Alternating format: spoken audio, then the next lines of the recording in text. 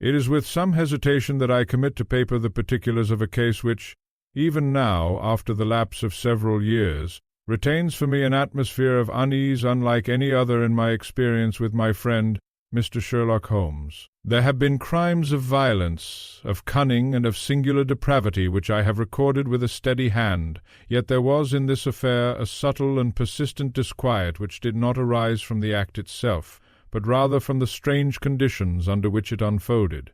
It was, as I shall endeavor to show, a case in which reason was called upon to contend not only with deception, but with that peculiar form of fear which thrives in darkness and uncertainty.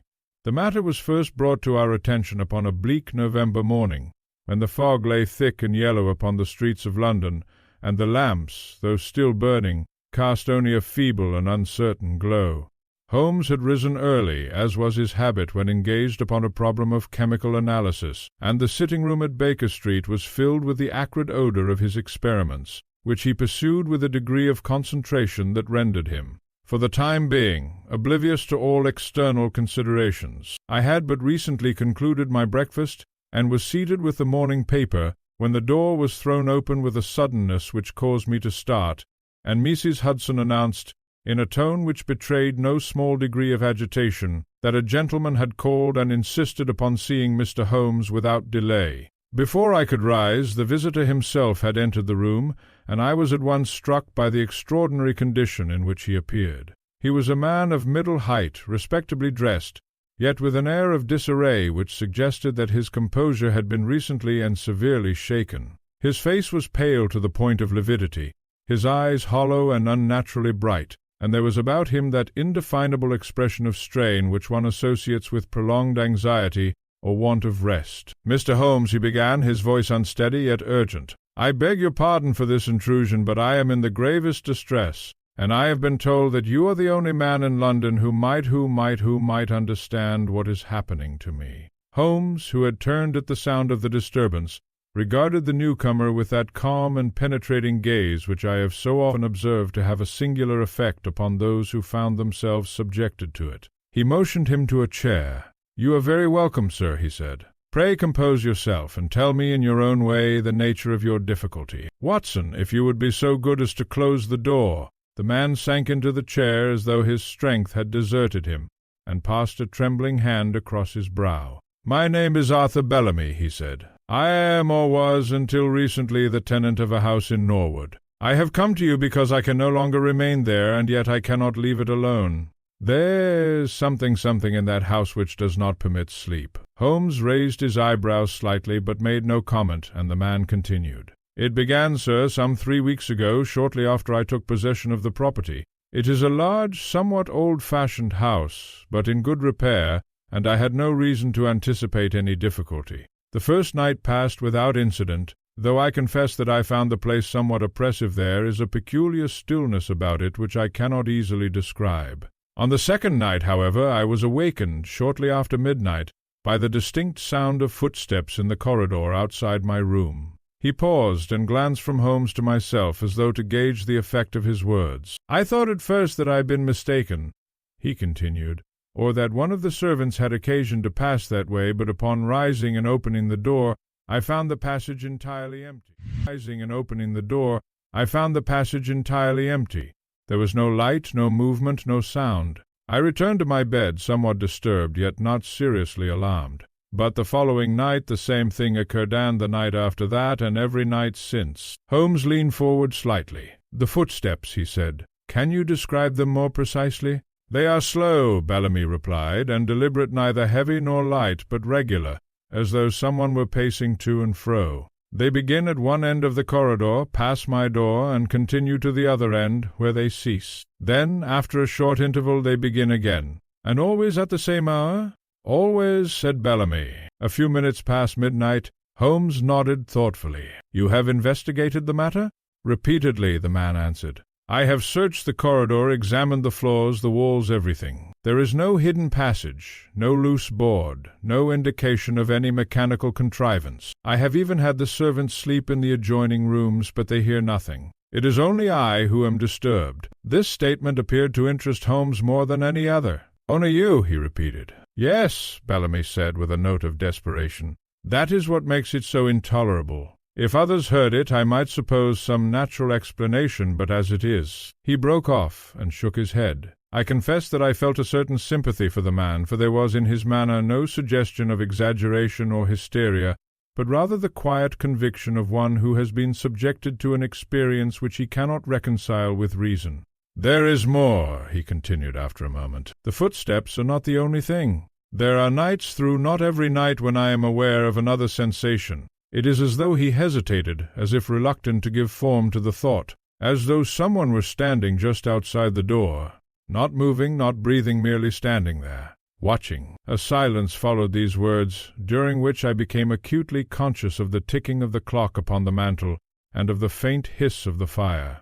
Holmes, however, remained entirely composed. "You have not seen this presence?" he asked. "No," Bellamy replied, "and yet I am certain of it. The feeling is unmistakable. I have, on several occasions, flung open the door without warning, but there is never anyone there." Holmes rose from his chair and began to pace the room, his hands clasped behind his back, his head slightly inclined. "You say that you can no longer remain in the house," he said. "I have not slept for 3 nights," Bellamy answered.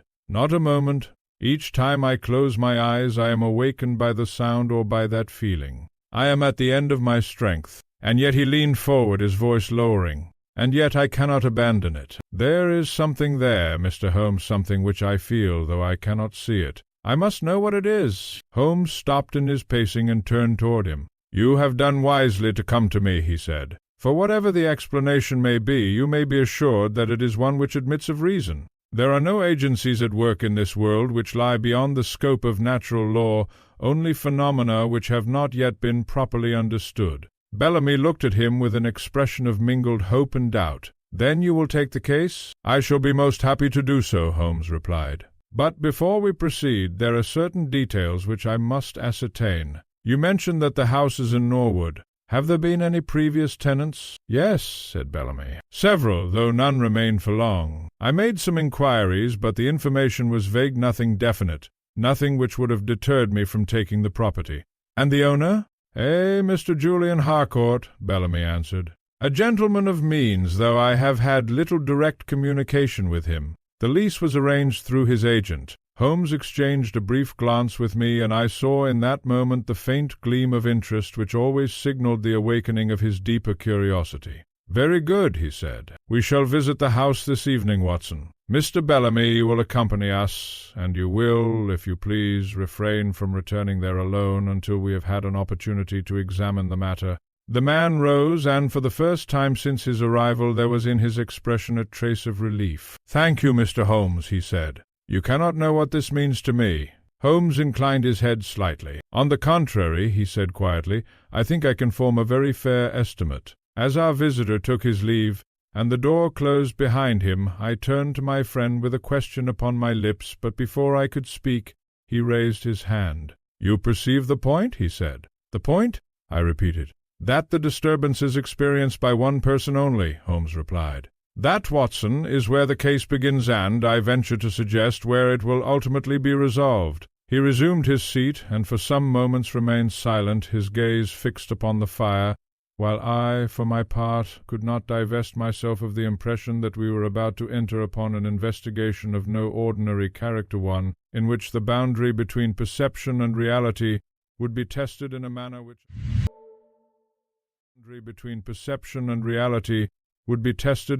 which I had not previously encountered. It has often been remarked by those who have had occasion to observe the methods of my friend Sherlock Holmes that he possessed the singular faculty of extracting, from the most trivial and apparently unrelated circumstances, conclusions of the utmost precision and value. Yet it is not merely the conclusions themselves which merit attention, but the manner in which they are reached, for Holmes, unlike the ordinary reasoner, did not proceed from assumption to proof, but rather from observation to inevitability. It was in this spirit that he approached the case of Mr. Arthur Bellamy, and I recall with particular clarity the events of that same afternoon, during which he displayed, in a matter wholly unconnected with our client's distress, a striking example of that remarkable gift. We had scarcely resumed our seats after Bellamy's departure, when a young messenger boy was shown into the room, bearing a small parcel which he delivered with evident haste before withdrawing without comment. Holmes took the parcel, turning it over in his long, slender fingers with an air of mild curiosity. "A commonplace object, Watson," he said, "and yet, if I am not mistaken, it will serve our present purpose admirably."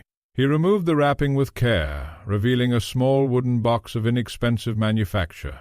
It bore no label nor any indication of its origin, yet there was about it a certain neatness which suggested that it had been prepared with deliberate attention. "From whom is it?" I asked. Holmes smiled faintly. "From a gentleman who, like many others, has found himself in a position which he does not fully understand. But let us see what he has chosen to send." He opened the box, and within it we discovered a collection of small metal instruments, each of which appeared at first glance to be of no particular significance. Holmes, however, examined them with evident interest, selecting one and holding it up to the light. "You observe, Watson," he said, "that this instrument bears upon its surface the marks of recent use, though it has been carefully cleaned. The edges are slightly worn, yet not to the extent which prolonged use would produce. From this we may infer that it has been employed intermittently, and for a purpose requiring precision rather than force. I confess that I saw nothing in the object to justify so elaborate a conclusion,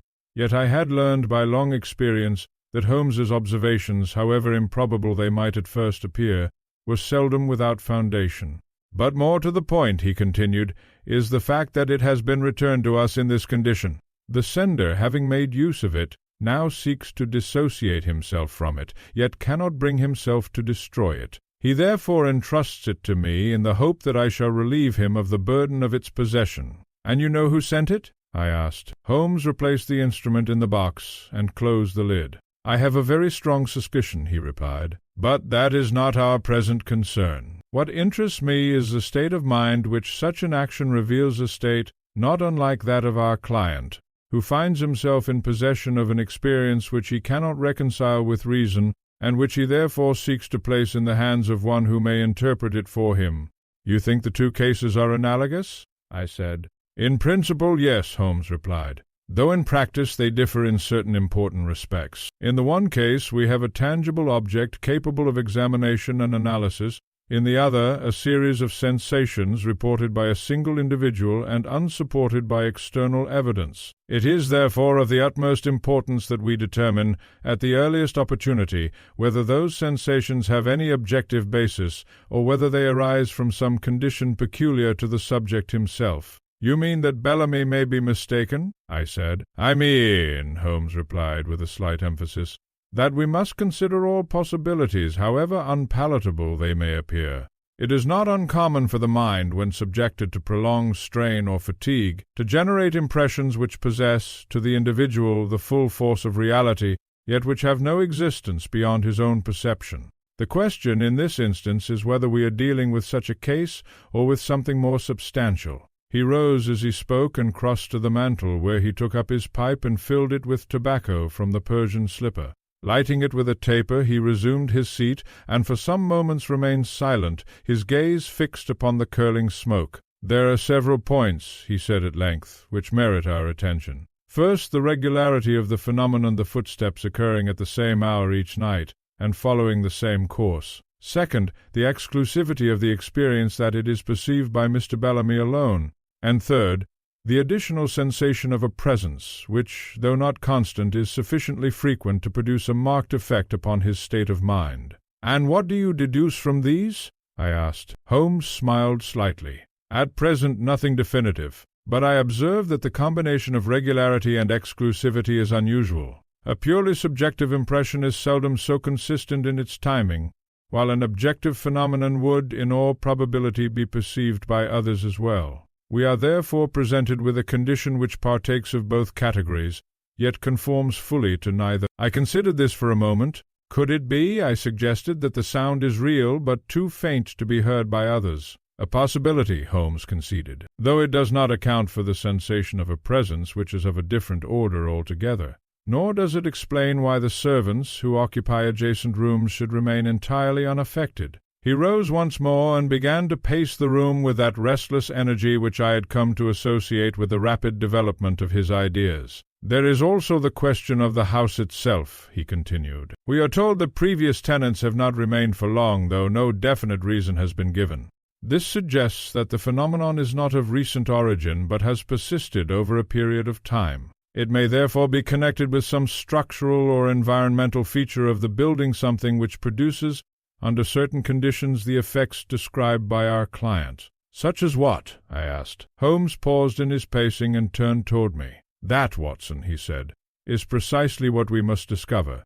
He glanced at the clock upon the mantel. "It is now approaching 4 o'clock. We shall have sufficient time to make certain preliminary inquiries before proceeding to Norwood. I should like to ascertain, if possible, the history of the house, and the circumstances under which it has changed hands." "You think there may be something in its past?" I said. Holmes's expression became more serious. "I think," he replied, "that there is very little in the present which does not, in some form, derive from the past, and in cases of this nature, where the phenomena are persistent and unexplained, it is often in the history of the place that we find the key to their interpretation." He took up his hat and coat, and I followed suit, for I had no intention of allowing him to pursue the matter alone. As we descended to the street, the fog had thickened, and the outlines of the houses opposite were scarcely visible through the dense yellow haze. The air was cold and damp, and there was about the scene that peculiar quality which seems to deaden sound and movement alike, rendering the city at once more silent and more oppressive. As we made our way toward the cab which Holmes had signaled, I found myself reflecting upon the curious nature of the case upon which we were engaged, and upon the possibility that it might involve elements which lay beyond the ordinary range of our experience. Holmes, however, appeared entirely untroubled by such considerations, and I could see from the quiet confidence of his manner that he regarded the matter not as one of mystery in the abstract, but as a problem to be analyzed and resolved by the application of reason. "There is one thing more, Watson," he said as we took our seats. "You will oblige me when we arrive at the house by observing not only what you see and hear, but what you feel." "What I feel?" I repeated. "Yes," Holmes replied, "for in this case the distinction between perception and sensation may prove to be of greater importance than usual, and it is by comparing our impressions that we shall be best able to determine the true nature of the phenomenon." I nodded, though I could not but wonder what form such a comparison might take, and whether I should in fact experience anything at all beyond the ordinary impressions of sight and sound. Yet I resolved to follow his instructions with the utmost care, for I had learned that even the most unusual of his requests was seldom without a definite purpose. Thus prepared, we set out upon the next stage of our investigation, little suspecting the extent to which it would test not only our powers of observation, but our very confidence in the reliability of those senses upon which we are accustomed to depend. It was a little after dusk when we arrived in Norwood, the fog of the city having thinned somewhat into a pale, drifting mist that clung low to the ground and coiled itself about the hedgerows and iron railings like some living thing reluctant to depart. The cabman, having received his direction from Holmes with the usual brevity, drew up before a large detached house set slightly back from the road, its outline dim but unmistakable against the fading light of the evening sky. Mr. Bellamy, who had accompanied us in a state of suppressed agitation, pointed toward it with a hand that trembled despite his evident effort to maintain composure. "That is the place," he said in a low voice. "You will understand when you have entered it why I could not remain there alone."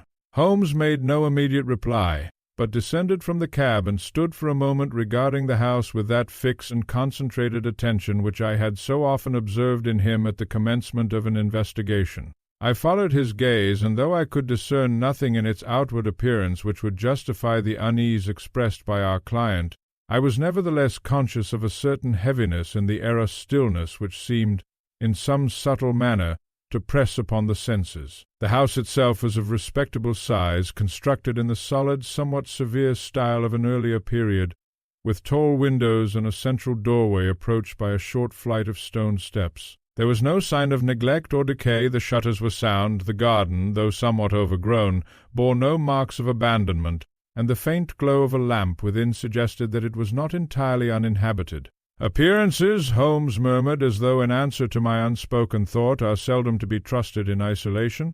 Let us see what lies beneath them." We ascended the steps, and Bellamy produced a key, which he inserted into the lock with a hand that betrayed his nervousness. The door opened without resistance, and we entered into a narrow hall, dimly lit by a single gas lamp whose flame flickered slightly, though there was no perceptible draught. The interior of the house at first glance presented nothing remarkable. The furnishings were plain but adequate, the walls adorned with a few faded prints, and the air, though somewhat stale, was not oppressive. Yet as I stood there, removing my gloves, I became aware of that same indefinable sensation which I had noted outside a quiet, persistent stillness, which seemed to absorb sound rather than reflect it. Holmes, meanwhile, had already begun his examination. He moved slowly along the hall, his eyes passing from floor to ceiling, pausing here and there to inspect some detail which had attracted his attention.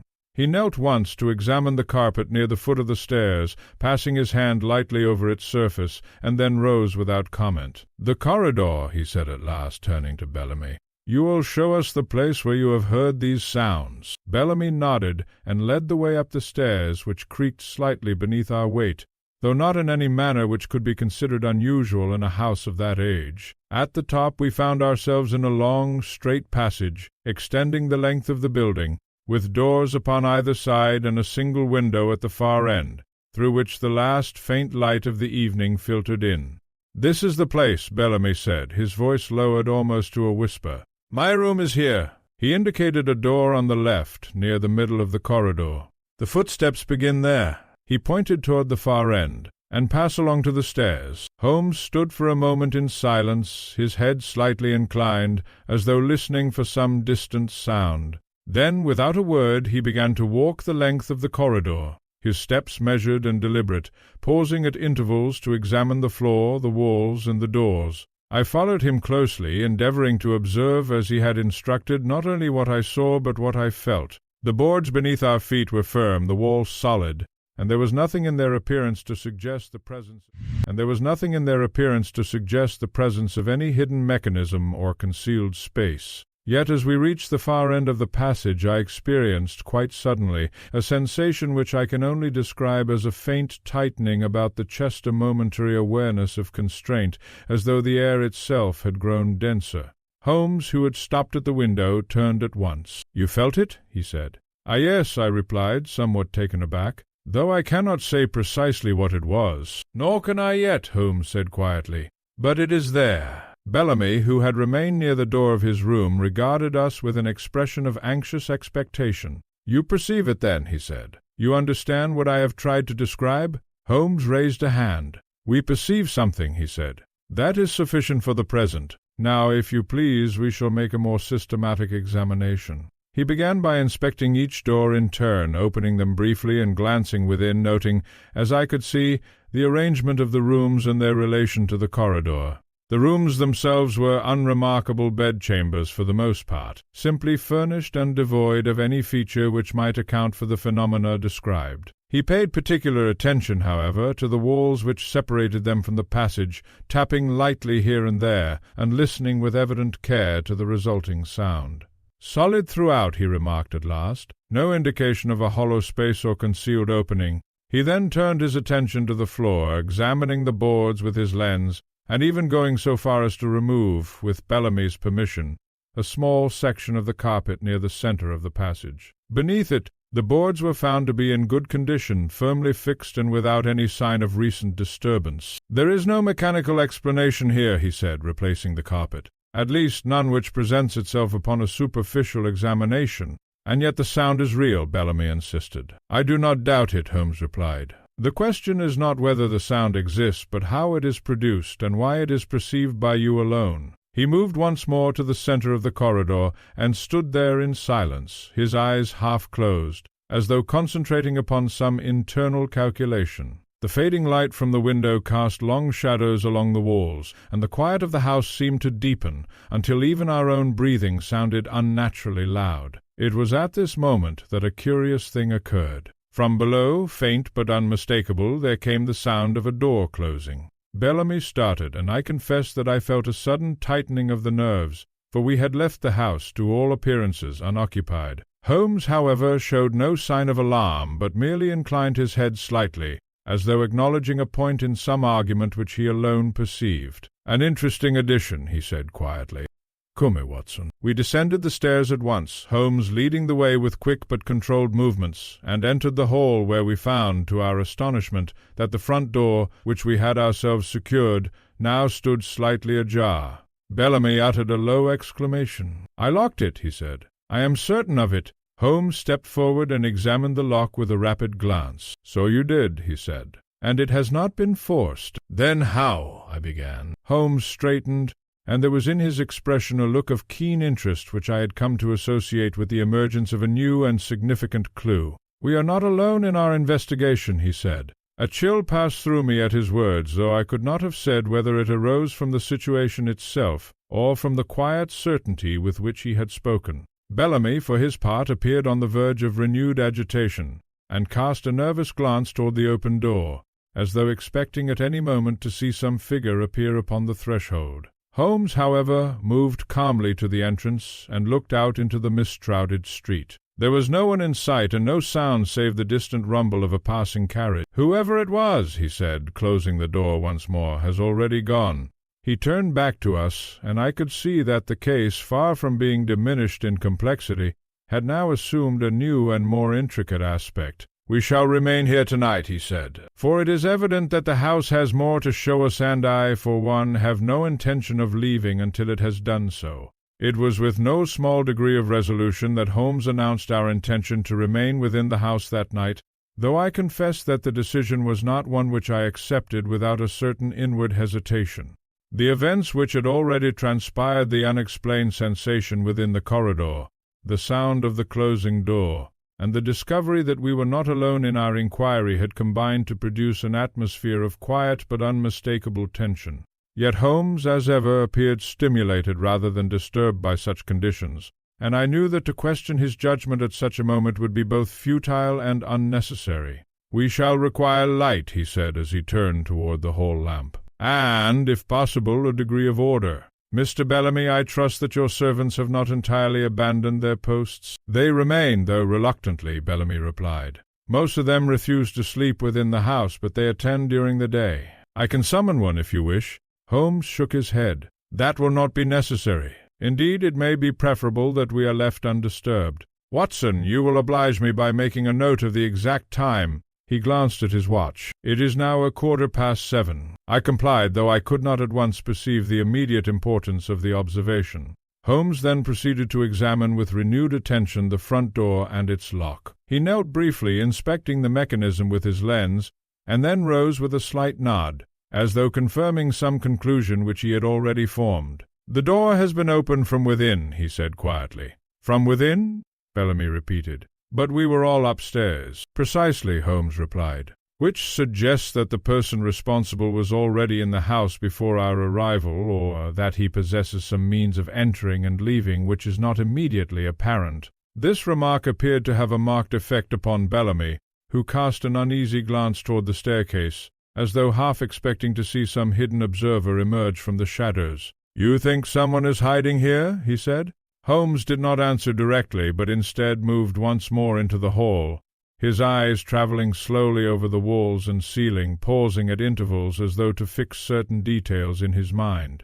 "I think," he said at last, "that we are dealing with a presence which is both deliberate and concealed. Whether that presence is human and by what means it operates remains to be determined." He then turned abruptly toward the window which looked out upon the front of the house. Drawing aside the curtain, he peered into the gathering darkness, his expression sharpening. "Ah," he murmured. "We have, it seems, a visitor." I joined him at once, and followed the direction of his gaze. At first I could distinguish nothing beyond the vague outlines of the garden and the dim glow of the street beyond.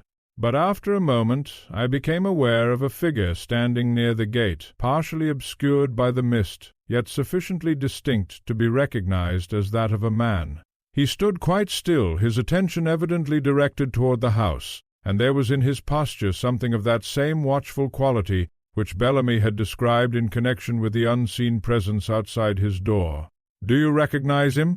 Holmes asked. Bellamy leaned forward, peering anxiously into the gloom. "No," he said. "I have never seen him before." Holmes considered for a moment, and then, with a sudden movement, he opened the front door and stepped out into the night. "Holmes!" I exclaimed, following him without hesitation. The air outside was cold and damp, the mist swirling about us as we advanced toward the gate. The figure, perceiving our approach, made as if to withdraw, but Holmes, with a quickening of pace, called out sharply, "One moment, if you please." The man hesitated, and then, with evident reluctance, turned to face us. As we drew nearer, I was able to observe that he was of middle age, poorly dressed, and possessed of a countenance which,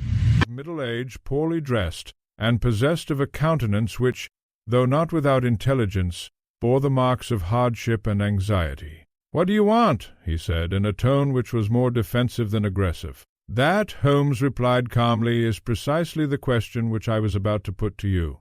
You have been observing this house. I should be obliged if you would explain your interest in it." The man shifted uneasily, glancing from one to the other of us. "I've done nothing wrong," he said. "I was only passing." "Indeed?" Holmes returned. "Then it is a curious coincidence that your passage should involve a prolonged halt at this particular spot, and at this particular hour." The man made no reply, but his silence spoke more eloquently than any words. "Come," Holmes continued, his tone softening slightly. "You will find it to your advantage to be frank. There is something here which concerns you, or you would not be watching this place so closely." "What is it?" For a moment I thought that the man would refuse to answer, but then, with a visible effort, he spoke. "I used to work here," he said, "years ago, before it was let to the present gentleman." "In what capacity?" Holmes asked. "As a caretaker," the man replied. "I looked after the place when it stood empty." Holmes inclined his head slightly. "And you have returned out of what? Curiosity?" "Conscience?" The man hesitated. "I heard things," he said at last. "Things about the house. I wanted to see if they were true." "What things?" I asked. He glanced toward the darkened windows and lowered his voice. "That no one sleeps here," he said. "Not for long." A silence followed, during which the significance of his words seemed to settle upon us with a renewed weight. "You have experienced these disturbances yourself?" Holmes asked. The man nodded. "Not as bad as some," he said, "but enough. I left after a fortnight. Couldn't stand it." "And yet you return," Holmes observed. The man gave a short, humorless laugh. "Because I thought I might have been wrong," he said, "or that it had changed, but it hasn't. I can see it in the way the gentleman looks same as the others." Holmes regarded him steadily. "You speak of others. There have been previous tenants?" "Plenty," the man replied. "None stayed. Some said it was the noises, some the feeling, but they all went in the end." "And the owner?" Holmes said. "Mr. Harcourt." "What do you know of him?" At this the man's expression altered slightly, and there was a flicker of something hesitation, perhaps, or unease in his eyes. "Not much," he said. "He don't come here. Leaves it to agents. But there were strange things when I worked here. Rooms kept locked. Deliveries at odd hours. I didn't ask questions." Holmes's gaze sharpened. "What kind of deliveries?" "I couldn't say," the man answered. "Boxes mostly. Taken upstairs." "To the corridor?" I asked involuntarily. The man nodded slowly. Holmes was silent for a moment, and I could see that this new information had, in some manner, connected itself with the line of reasoning which he had been pursuing. "You have been most helpful," he said at last. "I would advise you, for your own sake, to keep your distance from this place for the present. Matters are in hand." The man appeared relieved at this, and, with a muttered word of thanks, turned and disappeared into the mist. We returned to the house in silence, each, I think, occupied with his own reflections. Holmes closed the door behind us and stood for a moment in the hall, his expression thoughtful. "Well, Watson," he said at last, "we have now a house with a history, a caretaker with experience, and an owner who prefers to remain at a distance. Add to this the phenomena described by our client, and the incident which we have ourselves observed, and we have the beginnings of a pattern." "And the pattern is?" I asked. Holmes smiled faintly. "Not yet complete," he said. "But it is taking shape." He glanced once more at his watch. "We have still some hours before midnight. I suggest that we employ them in preparing for what may prove to be the most instructive portion of our investigation." As he spoke, I could not but feel that the case had now advanced to a stage at which the various elements, hitherto scattered and uncertain, were beginning to converge, and that the house, which had thus far resisted explanation, was about to reveal, under the pressure of Holmes's relentless inquiry, something of the secret which it had so carefully concealed. "Whoever it was," he said, closing the door once more, "has already gone. He turned back to us, and I could see that the case, far from being diminished in complexity, had now assumed a new and more intricate aspect. "We shall remain here tonight," he said, "for it is evident that the house has more to show us, and I, for one, have no intention of leaving until it has done so." It was with no small degree of resolution that Holmes announced our intention to remain within the house that night, though I confess that the decision was not one which I accepted without a certain inward hesitation. The events which had already transpired, the unexplained sensation within the corridor, the sound of the closing door, and the discovery that we were not alone in our inquiry had combined to produce an atmosphere of quiet but unmistakable tension. Yet Holmes, as ever, appeared stimulated rather than disturbed by such conditions, and I knew that to question his judgment at such a moment would be both futile and unnecessary. "We shall require light," he said as he turned toward the hall lamp, "and, if possible, a degree of order. Mr. Bellamy, I trust that your servants have not entirely abandoned their posts." "They remain, though reluctantly," Bellamy replied. "Most of them refuse to sleep within the house, but they attend during the day. I can summon one if you wish." Holmes shook his head. "That will not be necessary. Indeed, it may be preferable that we are left undisturbed. Watson, you will oblige me by making a note of the exact time." He glanced at his watch. "It is now 7:15. I complied, though I could not at once perceive the immediate importance of the observation. Holmes then proceeded to examine with renewed attention the front door and its lock. He knelt briefly, inspecting the mechanism with his lens, and then rose with a slight nod, as though confirming some conclusion which he had already formed. "The door has been opened from within," he said quietly. "From within?"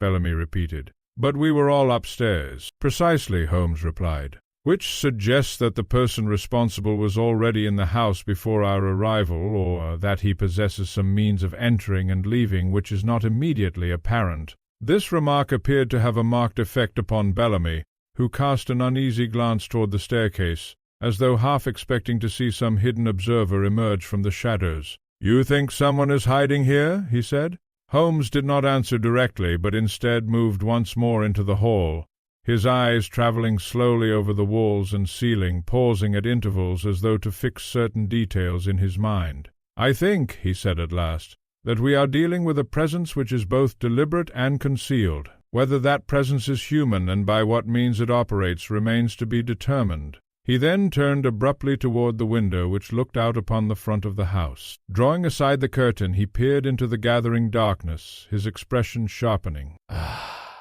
he murmured. "We have, it seems, a visitor." I joined him at once, and followed the direction of his gaze. At first I could distinguish nothing beyond the vague outlines of the garden and the dim glow of the street beyond. But after a moment I became aware of a figure standing near the gate, partially obscured by the mist, yet sufficiently distinct to be recognized as that of a man. He stood quite still, his attention evidently directed toward the house, and there was in his posture something of that same watchful quality which Bellamy had described in connection with the unseen presence outside his door. "Do you recognize him?" Holmes asked. Bellamy leaned forward, peering anxiously into the gloom. "No," he said. "I have never seen him before." Holmes considered for a moment, and then, with a sudden movement, he opened the front door and stepped out into the night. "Holmes!" I exclaimed, following him without hesitation. The air outside was cold and damp, the mist swirling about us as we advanced toward the gate. The figure, perceiving our approach, made as if to withdraw, but Holmes, with a quickening of pace, called out sharply, "One moment, if you please." The man hesitated, and then, with evident reluctance, turned to face us. As we drew nearer, I was able to observe that he was of middle age, poorly dressed, and possessed of a countenance which, though not without intelligence, bore the marks of hardship and anxiety. "What do you want?" he said, in a tone which was more defensive than aggressive. "That," Holmes replied calmly, "is precisely the question which I was about to put to you. You have been observing this house. I should be obliged if you would explain your interest in it." The man shifted uneasily, glancing from one to the other of us. "I've done nothing wrong," he said. "I was only passing." "Indeed?" Holmes returned. "Then it is a curious coincidence that your passage should involve a prolonged halt at this particular spot, and at this particular hour." The man made no reply, but his silence spoke more eloquently than any words. "Come," Holmes continued, his tone softening slightly. You will find it to your advantage to be frank. There is something here which concerns you, or you would not be watching this place so closely. What is it?" For a moment I thought that the man would refuse to answer, but then, with a visible effort, he spoke. "I used to work here," he said, "years ago, before it was let to the present gentleman." "In what capacity?" Holmes asked. "As a caretaker," the man replied. "I looked after the place when it stood empty." Holmes inclined his head slightly. "And you have returned out of what? Curiosity?" "Concern?" The man hesitated. "I heard things," he said at last. "Things about the house. I wanted to see if they were true." "What things?" I asked. He glanced toward the darkened windows and lowered his voice. "That no one sleeps here," he said. "Not for long." A silence followed, during which the significance of his words seemed to settle upon us with a renewed weight. "You have experienced these disturbances yourself?" Holmes asked. The man nodded. "Not as bad as some," he said, "but enough. I left after a fortnight. Couldn't stand it." "And yet you return," Holmes observed. The man gave a short, humorless laugh. "Because I thought I might have been wrong," he said, "or that it had changed, but it hasn't. I can see it in the way the gentleman looks same as the others." Holmes regarded him steadily. "You speak of others. There have been previous tenants?" "Plenty," the man replied. "None stayed. Some said it was the noises, some the feeling, but they all went in the end." "And the owner?" Holmes said. "Mr. Harcourt." "What do you know of him?" At this the man's expression altered slightly, and there was a flicker of something hesitation, perhaps, or unease in his eyes. "Not much," he said. "He don't come here. Leaves it to agents. But there were things, strange things, when I worked here. Rooms kept locked. Deliveries at odd hours. I didn't ask questions." Holmes's gaze sharpened. "What kind of deliveries?" "I couldn't say," the man answered. "Boxes mostly. Taken upstairs." "To the corridor?" I asked involuntarily. The man nodded slowly. Holmes was silent for a moment, and I could see that this new information had, in some manner, connected itself with the line of reasoning which he had been pursuing. "You have been most helpful," he said at last. "I would advise you, for your own sake, to keep your distance from this place for the present. Matters are in hand." The man appeared relieved at this, and, with a muttered word of thanks, turned and disappeared into the mist. We returned to the house in silence, each, I think, occupied with his own reflections. Holmes closed the door behind us and stood for a moment in the hall, his expression thoughtful. "Well, Watson," he said at last, "we have now a house with a history, a caretaker with experience, and an owner who prefers to remain at a distance. Add to this the phenomena described by our client, and the incident which we have ourselves observed, and we have the beginnings of a pattern." "And the pattern is?" I asked. Holmes smiled faintly. "Not yet complete," he said, "but it is taking shape." He glanced once more at his watch. "We have still some hours before midnight. I suggest that we employ them in preparing for what may prove to be the most instructive portion of our investigation."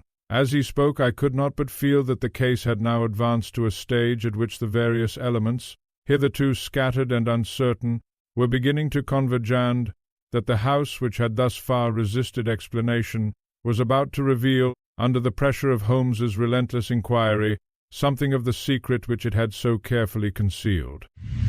The hours which intervened between our return to the house and the approach of midnight were passed in a manner which, though outwardly uneventful, served to heighten rather than diminish the sense of anticipation under which we labored. Holmes, having satisfied himself as to the security of the doors and windows, arranged that we should occupy positions within the corridor itself, rather than in the rooms adjoining it, for it was there, he maintained, that the phenomena must be observed at their source. Mr. Bellamy, though visibly fatigued, insisted upon remaining with us, declaring that he would endure any degree of discomfort, rather than abandon the investigation at so critical a moment. Holmes, after a brief hesitation, consented, but with the stipulation that he should remain seated, and refrain from any sudden movement which might interfere with our observations. For my own part, I took up a position near the center of the passage, notebook in hand, determined to record as accurately as possible whatever might occur.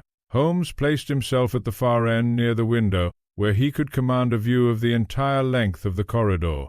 The gas lamp below had been turned low, so that only a faint and uncertain light reached us, casting long shadows along the walls and leaving the greater part of the passage in a dim and shifting gloom. There is, I think, no condition more trying to the nerves than that of waiting in silence for an event which one cannot define, yet feels to be imminent. The ticking of my watch, the faint creak of the boards as we shifted our weight, the distant murmur of the wind without all these assumed, in that oppressive stillness, an exaggerated significance. More than once I found myself glancing toward Bellamy, whose face, pale and drawn, bore witness to the strain under which he labored. Holmes, however, remained as motionless as a statue, his head slightly inclined, his eyes fixed upon the darkness before him. Only the occasional movement of his hand, as he adjusted his position or touched the wall beside him, betrayed the intensity of his concentration. At length, as the minute hand of my watch approached the hour, I became aware of a subtle change in the atmosphere, a deepening of the silence, if such a thing be conceivable, as though the house itself were holding its breath in expectation. Then, very faintly at first, but with a distinctness which admitted of no doubt, there came the sound, a single step. It was followed, after a brief interval, by another, and then another, each measured, deliberate, and evenly spaced, precisely as Bellamy had described. The sound appeared to originate from the far end of the corridor, beyond the point at which Holmes stood, and to advance slowly toward us, passing along the boards with a regularity which was at once mechanical and unnervingly human. Bellamy uttered a low exclamation which he instantly suppressed, while I felt a tightening of the nerves which required a conscious effort to control. Yet even in that moment I was aware that the sound, though clear, possessed a curious quality, something in its tone which distinguished it from the ordinary footfall of a person walking upon a wooden floor. Holmes raised his hand slightly, enjoining silence, and as the steps drew nearer he bent suddenly and placed his fingers upon the boards. The sound passed him. I could see, even in the dim light, that his expression had altered, that a look of keen and almost eager interest had replaced the calm abstraction which he had hitherto maintained. He remained crouched for a moment, his hands still in contact with the floor, as the steps continued their course, passing the position at which I stood, and proceeding toward the stairs. Then, as abruptly as they had begun, they ceased. A silence followed, more profound, if possible, than that which had preceded them. "Well," I whispered. Holmes rose slowly, and for a moment did not reply. Then he crossed the corridor with quick, decisive steps, and knelt once more near the center, examining the boards with his lens. "Remarkable," he murmured. "Entirely remarkable. You have discovered something?" I said eagerly. Holmes glanced up, and there was in his eyes a gleam which I had learned to recognize as the sign of a significant advance. "I have confirmed something," he said, "which is perhaps of even greater importance." "And that is?" Holmes replaced his lens and rose, brushing the dust from his hands with a slight, almost impatient gesture. That the sound is not produced by any object in contact with the surface of the floor. I stared at him in astonishment. "But we heard it distinctly." "Undoubtedly," Holmes replied. "And yet, if you will recall, I placed my hand upon the boards as the sound passed. There was no vibration, none whatsoever. A genuine footstep, however light, must produce some degree of movement in the surface upon which it falls. In this case there was none." "You mean," I began, but found myself unable to complete the sentence. "I mean," Holmes said quietly, "that the source of the sound lies elsewhere." Bellamy, who had risen from his chair, looked from one to the other of us with an expression of bewilderment and alarm. "Then what is it?" he demanded. "If not footsteps, what are we hearing?" Holmes did not answer at once, but instead moved to the wall, where he placed his ear against the paneling, listening intently. After a moment he straightened and tapped lightly with his knuckles at several points along the surface. "Solid," he said. "Yet the sound possesses a directional quality. It travels, it advances, it recedes. It is not a mere echo or reverberation." He turned, and his gaze fell upon the ceiling.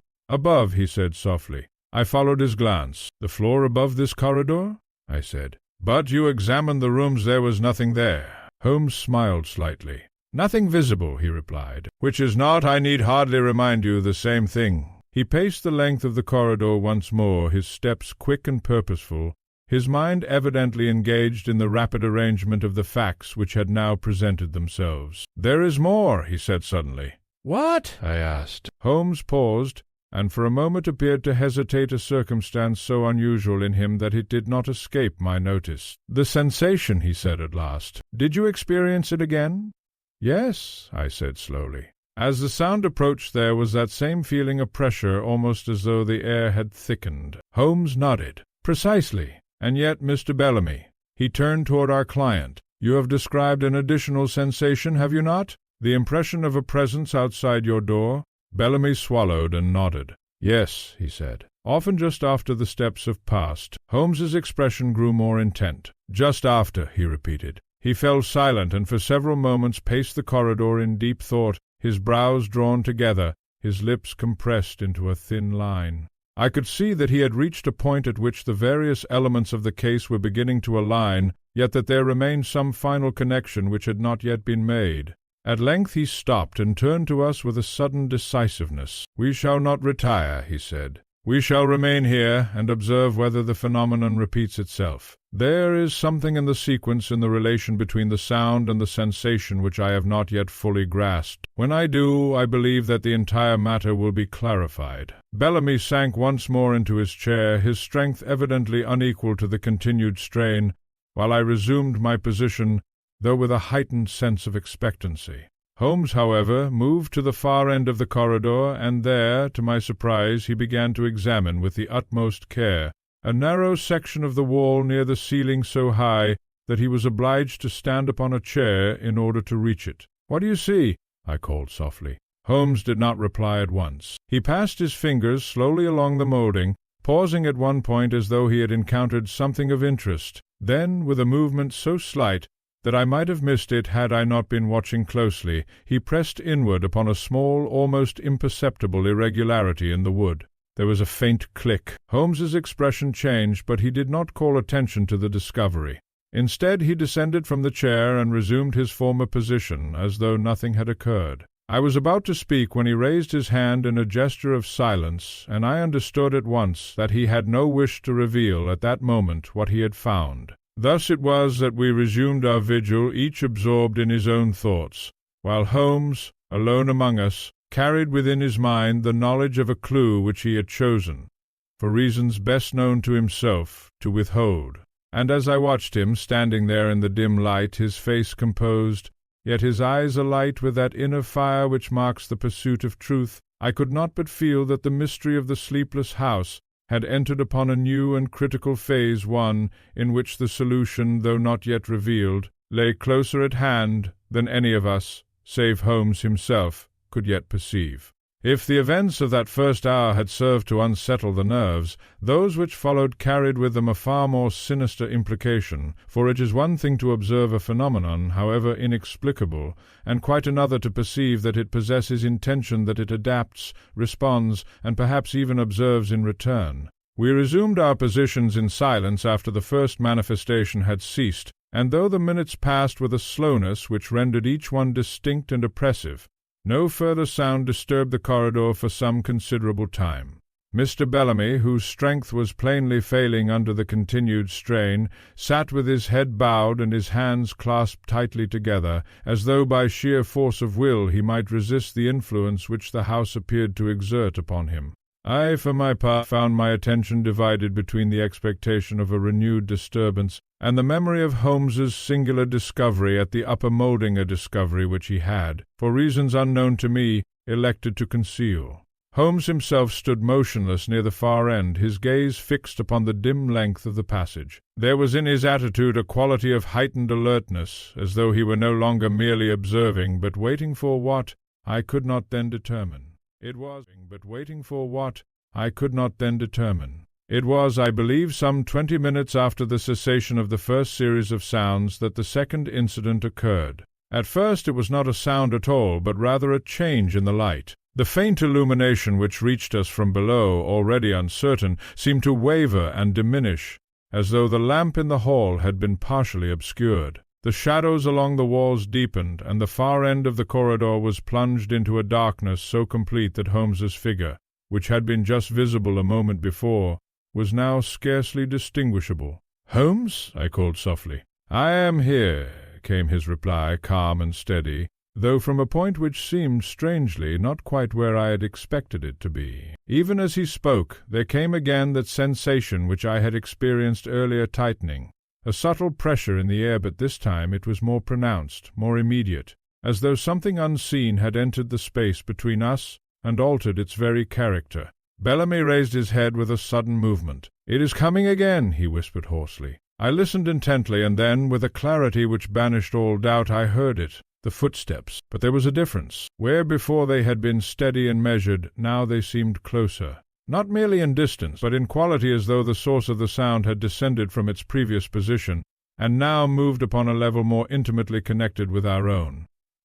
They began not at the far end, but almost midway along the corridor between Holmes and myself. I felt the blood run cold within me. Holmes did not move. The steps advanced slowly, deliberately passing through the space where no visible form could be seen. I strained my eyes into the darkness, half expecting against all reason to discern some outline, some indication of a presence, but there was nothing, only the sound, and that dreadful growing sensation that something moved where nothing ought to be. "Holmes," I said more urgently now, "do you hear it?" "I hear it," he replied. "Remain where you are." The steps approached. They passed me.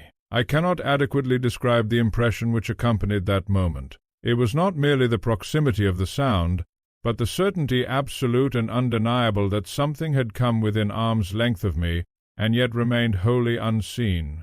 The air seemed to shift, to contract, as though displaced by a body which left no trace. Bellamy gave a stifled cry. "It is at my door," he gasped. And indeed the steps had halted precisely at the threshold of his room. A silence followed, long, unbroken, and filled with a tension so acute that I found it almost unbearable. Then came a new sound, a faint, deliberate pressure like the turning of a handle. The door trembled. Bellamy sprang to his feet. "No!" he cried. Before I could intervene, he rushed forward and flung the door open. The corridor beyond was empty. The steps had ceased. The silence returned. For a moment none of us spoke. Bellamy stood in the doorway, breathing heavily, his eyes wide with a mixture of terror and disbelief. I glanced toward Holmes and was struck by the expression upon his face, not alarm, nor even surprise, but a kind of intense satisfaction, as though some long-sought confirmation had at last been obtained. "You see?" Bellamy said, his voice shaking. "You see it now." It is not my imagination that is real. It comes to the door it tries to enter. Holmes raised his hand. "Compose yourself," he said. "You have been of the greatest assistance." "Assistance?" Bellamy repeated incredulously. "In what possible way?" "In demonstrating," Holmes replied, "that the phenomenon is not merely periodic but reactive." "Reactive?" I echoed. "Yes," Holmes said, his eyes still fixed upon the doorway. "It altered its point of origin. It changed its course, and most significantly it responded to your presence." He moved forward and examined the door with care, running his fingers lightly over the handle and along the edge of the frame. "There is no mark," he said, "no sign of physical contact, and yet the impression of contact is unmistakable." He straightened and for a moment appeared lost in thought. Then, with sudden resolution, he turned toward the far end of the corridor, the very spot where he had earlier made his concealed discovery. "Watson," he said quietly, "you will remain here with Mr. Bellamy." "And you?" I asked. "I have a hypothesis," Holmes replied.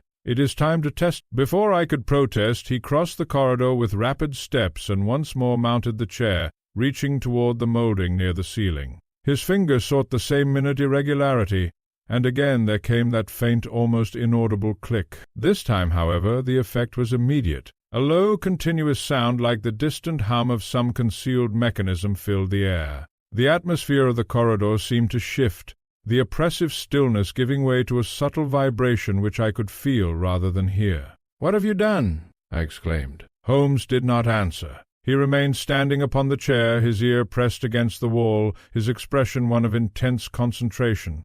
Then, abruptly, he descended. "It is as I suspected," he said. "The house is not merely a setting, it is an instrument." "An instrument?" I repeated. "Yes," Holmes replied, "and one which has been very carefully constructed." Bellamy stared at him in bewilderment. "I do not understand," he said. "No," Holmes returned with a faint smile. "Nor, I think, would you yet. But you may take comfort in this. Whatever has disturbed you is neither supernatural nor inexplicable. It is the product of human ingenuity, though applied, in this instance, to a most singular and disturbing end." He glanced once more along the corridor, now silent and seemingly inert. "But we are not yet at the end," he added. On the contrary, we have only just begun to understand the nature of the device. The question which remains is this: who constructed it and for what purpose? As he spoke, I became aware that the case, which had begun as a matter of unexplained sensation and nocturnal disturbance, had now assumed a far more definite and troubling form. The house, it seemed, was not merely the scene of the mystery, it was its mechanism, its medium, and perhaps its motive. And as I looked along that dim and silent corridor, I could not but feel that beneath its ordinary appearance there lay a design at once deliberate and concealed, a design which, though now partially revealed, still held within it secrets of a most disquieting character. The revelation that the house itself might serve as an instrument, as Holmes had so strikingly phrased it, produced in me a sensation at once of relief and renewed unease. Relief, in that the matter was now firmly placed within the realm of human agency, and unease, in that such agency must necessarily imply intention, design, and purpose of no ordinary kind. Mr. Bellamy, though somewhat reassured by Holmes's assurance that nothing supernatural was involved, remained deeply agitated, for if the disturbances were indeed contrived, then it followed that some mind hidden, patient, and calculating lay behind them. We did not, however, prolong our vigil much further that night. Holmes, having satisfied himself that no additional manifestation was immediately forthcoming, declared that the remainder of our investigation must be conducted by daylight, when the structure of the house could be examined more thoroughly. Accordingly, we withdrew to the lower rooms, where Bellamy, exhausted beyond endurance, soon sank into a troubled sleep upon a sofa, while Holmes and I remained awake, discussing in low tones the singular developments of the case. "You have formed a theory, then?" I said. "I have formed the outline of one," Holmes replied, "but it lacks certain essential details. The mechanism is evident, or at least its existence is, but the motive remains obscure. And it is the motive, Watson, which will ultimately determine the nature of the crime." "Crime?" I repeated. "You are convinced, then, that a crime has been committed?" Holmes regarded me steadily. "I am convinced," he said, "that a house is not fitted with concealed devices for the production of sound and sensation without a purpose. Whether that purpose has already been fulfilled or is yet to be realized is a question which we must answer without delay. The morning, when it came, brought with it a pale and uncertain light, through which the house appeared less oppressive, yet no less enigmatic. Bellamy, though still fatigued, was sufficiently recovered to accompany us in our examination, and Holmes, with renewed energy, set about a systematic inspection of the upper floor. It was during this examination that our attention was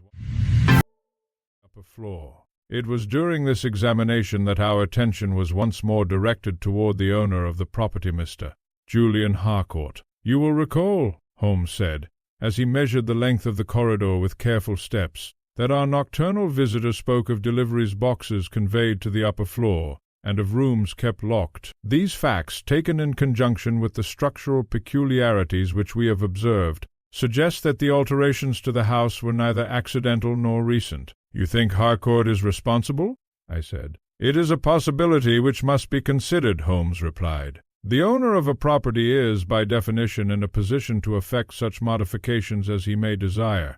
If the house has been adapted for some particular purpose, it is reasonable to suppose that he is aware of it, if not its originator." Bellamy, who had been listening with increasing concern, interjected. "But I have never seen the man," he said. "All my dealings have been through his agent. He is said to be reclusive, rarely seen in public." Holmes paused and turned toward him.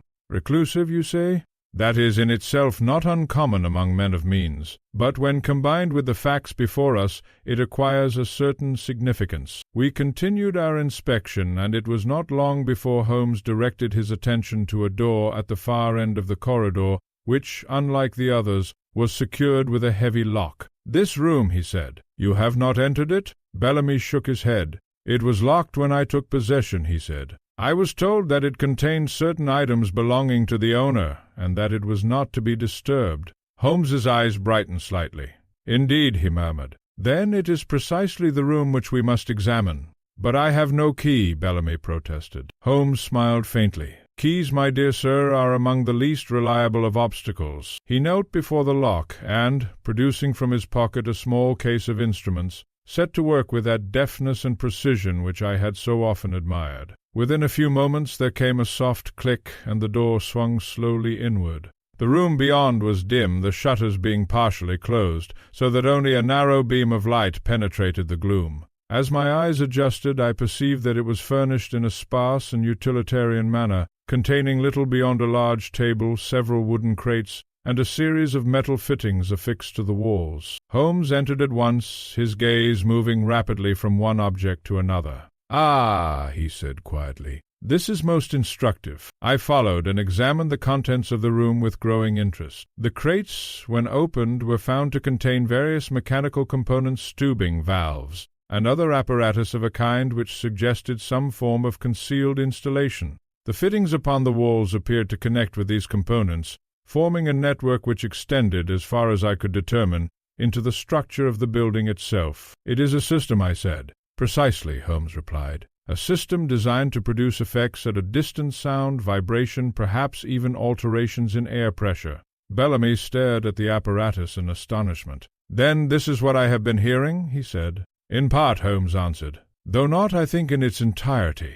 He moved to the table, upon which lay a number of papers, neatly arranged and secured beneath a paperweight. Taking them up, he examined them with evident interest. "These are plans," he said. "Diagrams of the house modified, I observed, to include additional channels and cavities within the walls and floors. Whoever designed this system did so with considerable skill and with a very definite objective." "And that objective?" I asked. Holmes did not reply at once, but continued to study the papers, his expression growing more intent with each passing moment. "At first glance," he said slowly, "one might suppose that the purpose was merely to create the impression of a haunting to render the house uninhabitable, and thus discourage tenants. But that explanation, though superficially plausible, fails to account for the precision and complexity of the system." He replaced the papers and turned toward us. "No," he continued, "this is not the work of a man seeking merely to frighten. It is the work of a man conducting an experiment." "An experiment?"